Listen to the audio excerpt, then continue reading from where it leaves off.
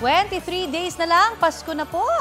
Alamin po natin kung ano ang nasa Christmas wish list ng ilan nating kababayan sa Balitang Hatid ni EJ Gomez.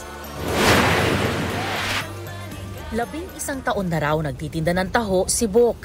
Todo kayod siya araw-araw.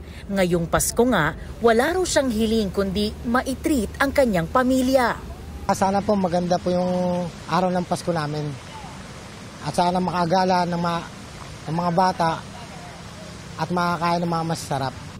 May ilan naman na humihiling na makasama ang pamilya sa Noche Buena, gaya ng nagtitinda sa karinderya na si Leona at jeepney driver na si Noel. Sana po makapunta po ako, makauwi po ako sa probinsya sa Ilocos Sur. Andito lang po ako sa Manila para po magtrabaho. Gusto ko pong makasama ang pamilya ko po sa Pasko. Sana makasama ko yung pamilya ko, mga kamag-anak ko na nasa Cavite at saka Negros para ang Pasko namin ay masaya. Excited naman ang 4th-year nursing student na si Joanna to enter the professional world. Kaya ang wish niya...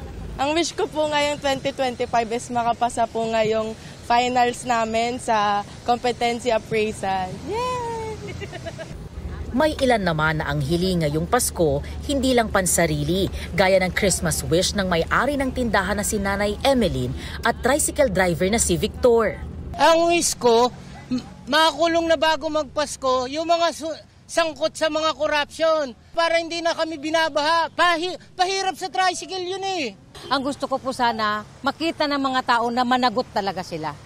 Para makita po talaga na wala silang pinapanigan. Para maging masaya man lang sana po ang Pasko natin ngayon. EJ Gomez, nagbabalita para sa GMA Integrated News. At palapit na nga po ng palapit ang Pasko at syempre hindi mawawala ang Christmas wish ng bawat isa. Mari, anong wish mo? Same din ang wish nilang lahat. Di ba? Actually, yun din ang sasabihin ko. Yung mga wish ng mga in-interview natin, ganun din, yes. same.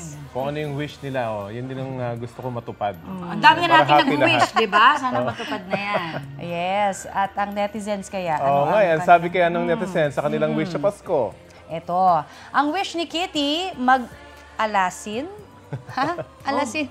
Mag-alasin ang kanyang magkaroon ng bagong opportunity at trabaho na may magandang sahod. Wish ng lahat din correct. Yan. Sariling bahay naman ang Christmas wish ni Dean Aringo.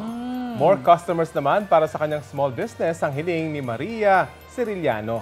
Para kay Reza Sarmiento, wish niyang maging masaya at wala nang sakuna ang dumating. Nako, very good ang wish mo. Ito naman, longer life naman para sa kanyang mga magulang, ang hiling ni Jonah Simangan. Mga kapuso, makisali sa aming online talakayan sa iba't ibang issue.